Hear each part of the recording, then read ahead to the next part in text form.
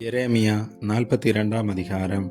அப்பொழுது எல்லா இராணுவ சேர்வைக்காரரும் கரேயாவின் குமாரனாகிய யோகனானும் ஓசாயாவின் குமாரனாகிய எசனியாவும் சிறியோர் முதல் பெரியோர் மட்டுமான சகல ஜனங்களும் சேர்ந்து வந்து தீர்க்கதரிசியாகிய எரேமியாவை நோக்கி, உம்முடைய தேவனாகிய கர்த்தர் நாங்கள் நடக்க வேண்டிய வழியையும் செய்ய வேண்டிய காரியத்தையும் எங்களுக்கு தெரிய பண்ணும்படிக்கு நீர் எங்கள் விண்ணப்பத்துக்கு இடம் கொடுத்து மீதியாயிருக்கிற இந்த சகல ஜனங்களாகிய எங்களுக்காக உம்முடைய தேவனாகிய கர்த்தரை நோக்கி ஜெபம் பண்ணும். உம்முடைய கண்கள் எங்களை காண்கிறபடியே திரளான ஜனங்களில் கொஞ்ச பேரே மீந்திருக்கிறோம் என்றார்கள்.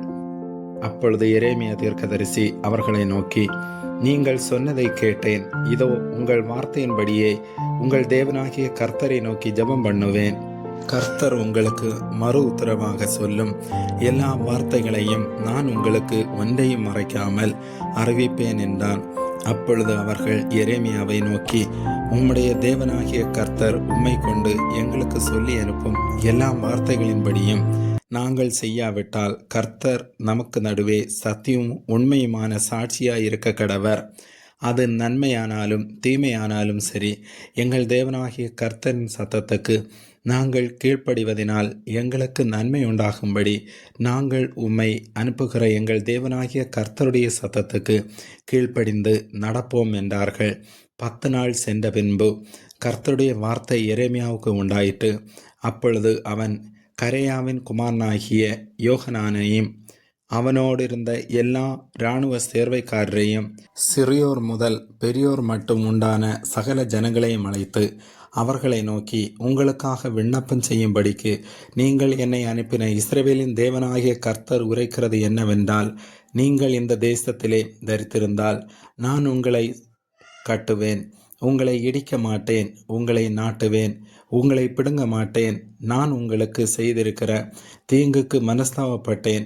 நீங்கள் பயப்படுகிற பாபிலோன் ராஜாவுக்கு பயப்பட வேண்டாம், அவனுக்கு பயப்படாதிருப்பீர்களாக என்று கர்த்தர் சொல்லுகிறார்.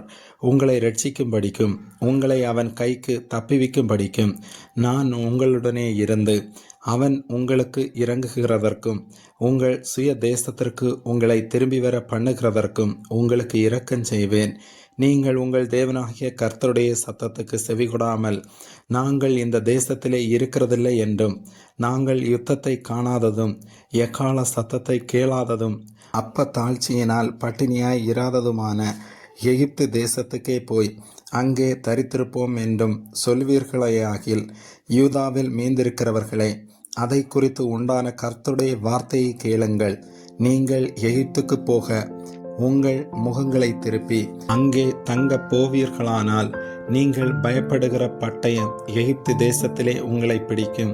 நீங்கள் ஐயப்படுகிற பஞ்சம் எகிப்திலே உங்களை தொடர்ந்து வரும்.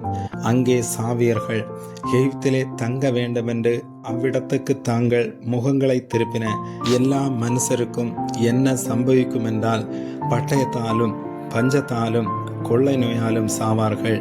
நான் அவர்கள் மேல் வரப்பண்ணும் தீங்கினாலே அவர்களில் மீதியாயிருக்கிறவர்களும் தப்புகிறவர்களும் இல்லை என்று இஸ்ரவேலின் தேவனாகிய சேனைகளின் கர்த்தர் சொல்லுகிறார்.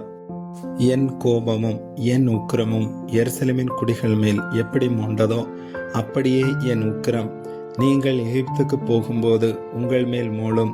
நீங்கள் சாபமாகவும் பாழாகவும் பழிப்பாகவும் நிந்தையாகவும் இருந்து இவ்விடத்தை இனி காணாதிருப்பீர்கள் என்று இஸ்ரவேலின் தேவனாகிய சேனைகளின் கர்த்தர் சொல்லுகிறார்.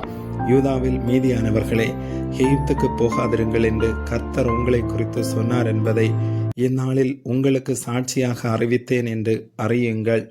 உங்கள் ஆத்துமாக்களுக்கு விரோதமாய் உங்களை மோசம் போக்கினீர்கள். நீ எங்கள் தேவனாகிய கர்த்தரை நோக்கி எங்களுக்காக விண்ணப்பம் பண்ணி எங்கள் தேவனாகிய கர்த்தர் சொல்வதையெல்லாம் எங்களுக்கு அறிவிக்க வேண்டும், அதன்படியே செய்வோம் என்று நீங்கள் சொல்லி என்னை உங்கள் தேவனாகிய கர்த்தரிடத்துக்கு அனுப்பினீர்கள். நான் இந்நாளில் அதை உங்களுக்கு அறிவித்தேன். ஆனாலும் உங்கள் தேவனாகிய கர்த்தரின் சத்தத்துக்கும் அவர் என்னை கொண்டு உங்களுக்கு சொல்லி அனுப்பின எந்த காரியத்துக்கும் செவிகொடாமற் போனீர்கள்.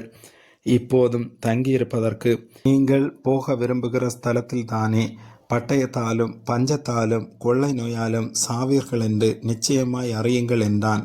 ஆமேன்.